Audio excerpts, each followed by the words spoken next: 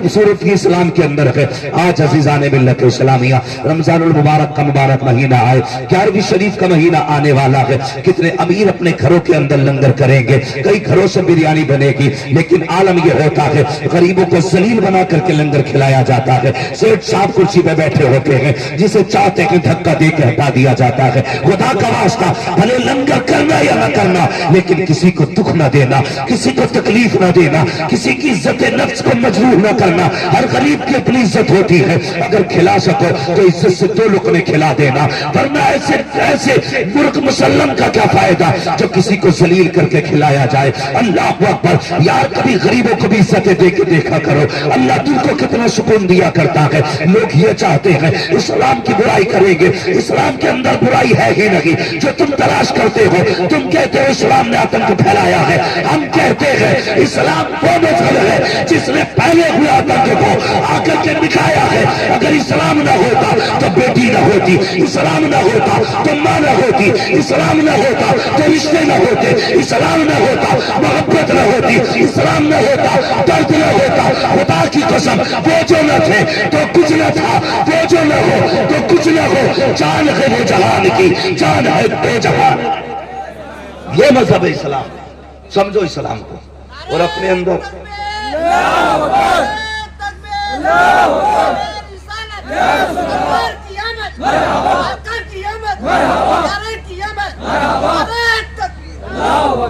دوسروں کے لیے جینا سیکھو، دوسروں کے لیے۔ ہماری تنگ نظری کتنی ہے، تنگ نظری، برا نہ مانیے گا، بہت غور سے میری بات سنیں۔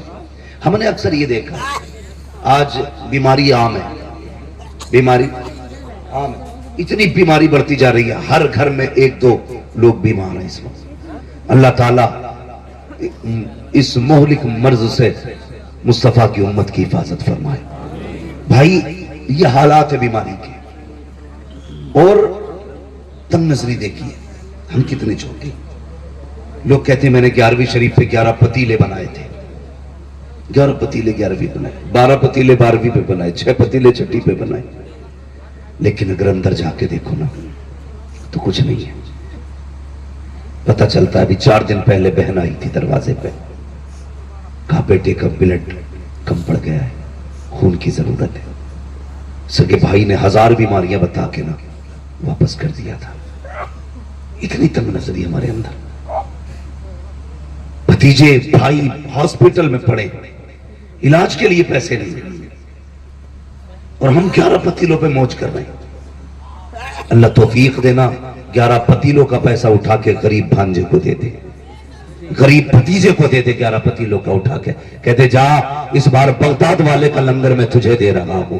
خدا کی قسم کھا کے کہتا ہوں اگر تم نے ایسا کر لیا، وہ 11 پتیلے کے پیسے اٹھا کر کے غریب بھانجوں کو دے دیے، غریب بھتیجوں کو دے دیے، غریب رشتہ داروں کی دوا کے لیے دے دیے، دعوے کے ساتھ کہتا ہوں بھلی تیری قورمے بریانی سے، تیرے سردے سے بغداد والا اتنا راضی نہ ہو جتنا غریب کی دوا سے بغداد والا راضی ہو جائے۔ سبحان اللہ، سبحان اللہ۔ لیکن کرتے ہیں جگہ اتنی، ہم نہیں دیں گے۔ اگر ہم نے اٹھا کے نا ہاسپٹل میں دے دیا نا تو صرف بھائی کو پتا ہوگا، بہن کو بہنوئی کو پتا ہوگا۔ یہ جو 11 بھگونے بن رہے ہیں نا، اسے 1100 لوگ دیکھتے ہیں، سال بھر باتیں ہوتی ہیں بھئی 11 بھگونے بناتا ہے وہ، نہ بنانا۔ دیکھ ضرورت ہے اس وقت، کیا کنڈیشن ہے لوگوں کی۔ میں کل ایک خبر سنی، ابھی تک ذہن سے بات نہیں نکلی۔ ایک بیمار اس لیے چلا گیا کہ علاج کے لیے پیسہ نہیں تھا، اس لیے ایک بیمار چلا گیا، علاج کے لیے پیسہ نہیں تھا۔ لوگ کیا سوچتے میری سمجھ میں بات نہیں آتی کہ ذہنیت کے ساتھ ہم جی رہے، بھیجیں بات ہمارے نہیں آتی۔ لوگ یہ سوچتے ہیں جو پیشہ ور مانگنے والے ہیں انہیں دینے میں ثواب ہے۔ بھائی صرف مانگنے والوں کو ضرورت مند نہ سمجھا کرو، کتنے ایسے بھی حیا والے ہیں بھوک سے مر تو جاتے ہیں، کسی کے آگے ہاتھ نہیں پھیلایا کرتے۔ بے شک، سبحان اللہ۔ ایسے بھی ضرورت مند ہوتے، مر جاتے لیکن کسی کے آگے ہاتھ نہیں پھیلاتے۔ لوگ کہتے ہیں اچھا ہے، ہٹا کٹا ہے، میں نے ہنستے ہوئے دیکھا۔ بھائی کبھی اس کی مسکراہٹ کے پیچھے کا پردہ ہٹا کے بھی تو دیکھ، شاید اس کی ہنسی میں ہزاروں غم چھپے ہوں گے. کبھی یہ تو دیکھ، یہ جو مسکرا رہا ہے اس کی مسکراہٹ کے پیچھے کی سچائی کیا ہے، یہ کیسے پتا چلے گا؟ سن، کبھی دوپہر میں اس کے چولہے سے دھواں نہ اٹھے، تیرا پڑوسی ہے، شام میں دھواں نہ اٹھے تو کبھی پوچھ لیا کر، یار آج بازار کا دن تھا، سب کے گھر چولہا جلا ہے، آج تیرے گھر دھواں نہیں اٹھا؟ اگر وہ کہتے کوئی بات نہیں، ضرورت نہیں تھی، دوپہر کی رکھی تھی، سمجھ لینا غربت آ گئی ہے، سمجھ لینا غربت آ گئی ہے. تمہیں کیا لگتا ہے؟ تمہیں یہ لگتا ہے کہ نام وری کے 36 نعرے لگا کے اللہ راضی ہوگا؟ اور یار اگر کسی کے چولہے سے دھواں نہ اٹھے اور تجھے یہ لگ جائے کہ یہ غریب ہے، آج اس کے گھر میں کچھ نہیں بنا، خدا کی قسم اپنے گھر کی پکی ہانڈی اٹھا، اس غریب کے بچوں کے آگے جا کے رکھ دے. دعوے کے ساتھ کہتا ہوں، مرغ مسلم کھانے سے دل کو اتنی ٹھنڈک نہیں ملتی جتنا اپنے آگے کا کسی غریب کو کھلانے سے اللہ سکون عطا فرمائے. بے شک سبحان اللہ. یہ جگہیں ہیں ہمارے دلوں میں، کوئی جگہ ہمارے دل میں نہیں ہے، کوئی جگہ. اتنی تنگ نظری ہمارے اندر ہے. ہماری بیٹیاں، ہماری بہنیں بوڑھی ہو رہی ہیں، بال سفید ہو گئے، آ کے کہہ رہا دعا کرنا، بھانجی جوان ہے، کتنی عمر ہو گئی، 35 سال ہو گئے، رشتہ نہیں ہو رہا ہے. کیوں تیری شادی نہیں ہوئی؟ ہاں ہوئی ہے نا مولوی صاحب، میری بھی ہوئی ہے، بچے ہیں، اللہ کا شکر ہے، میں نے سب کی شادی کر دی، ابھی اسی سال بیٹے کی شادی کی ہے. کیوں؟ تو نے ماموں ہونے کا اتنا حق ادا کیا، ہم سے آ کے صرف دعا کے لیے کہہ رہا ہے؟ اللہ نے تجھے بیٹا دیا ہے اور بہن کو بیٹی دی ہے.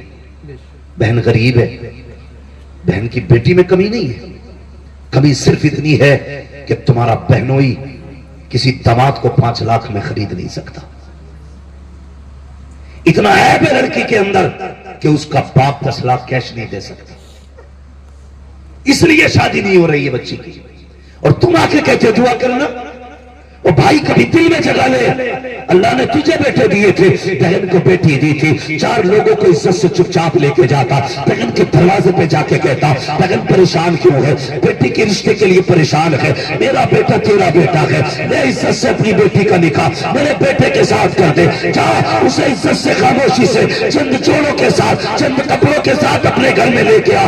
میں نہیں جانتا بنا بارات کے دلہن لے کے آئے گا، یہ فری کے کھانے والے کیا کہیں گے، حرام کے ٹکڑے توڑنے والے کیا کہیں گے، مجھے اس سے کوئی لینا دینا نہیں، لیکن اتنا جانتا ہوں اگر تو نے مصطفیٰ کی رضا کے لیے، خدا کی رضا کے لیے غریب بھانجی کو اپنے گھر کی عزت بنا لیا، خدا کی قسم کعبے والا بھی راضی ہو جائے گا، مدینے والا بھی راضی ہو جائے گا. نعرہ تکبیر، نعرہ رسالت، نعرہ غوثیت، مسلک اعلی حضرت مفتی حماد رضا صاحب قبلہ. یہ تنگ نظریاں ختم کریں، پیار تقسیم کریں، محبتیں بانٹیں. جی میں حضور نے ہمیں ایک کلمے کی رسی سے جوڑا اور ایسا جوڑ دیا تھا، ایسا جوڑ دیا تھا، خدا کی قسم کہ اگر کلمہ پڑھنے والا 7 سمندر کے پار تڑپتا تھا نا تو اس پار کے بندے کو تکلیف ہو جاتی تھی. جی آج سگا بھائی بیماری سے گھر میں تڑپ رہا ہے اور دوسرے سگے بھائی کو دروازے پہ آنے کی فرصت نہیں. بے شک. اسے اسلام سمجھتے ہو؟ اسے ایمان سمجھتے ہو؟ ہم ہیں کدھر بھائی؟ حضور نے کلمے کی رسی سے جوڑا، تم خون کے نہ ہو سکے، تم اپنی برادری کے نہ ہو سکے. جی ایک کوا مر جائے پورے کووں کی پارٹی اکٹھی ہو جاتی ہے. جی ہمارے پڑوس میں میت پڑی ہے اور دوسرے کے گھر میں ٹی وی چل رہا ہے، اللہ. اسے یہ بھی نہیں پتا آج کس کے گھر میں کیا ہوا ہے. ہم زندہ تو ہیں لیکن مردہ ہیں، ہم حرکت کر سکتے ہیں لیکن ہمارے دل بے جان ہو چکے. دلوں میں جگہ پیدا کریں، نوجوانوں درد پیدا کرو ایک دوسرے کے لیے، محبت پیدا کرو. میرے حضور ہے، ایک خاتون آ گئی، اس نے حضور کو اشارے سے بلایا، سرکار اپنی جگہ سے اٹھے.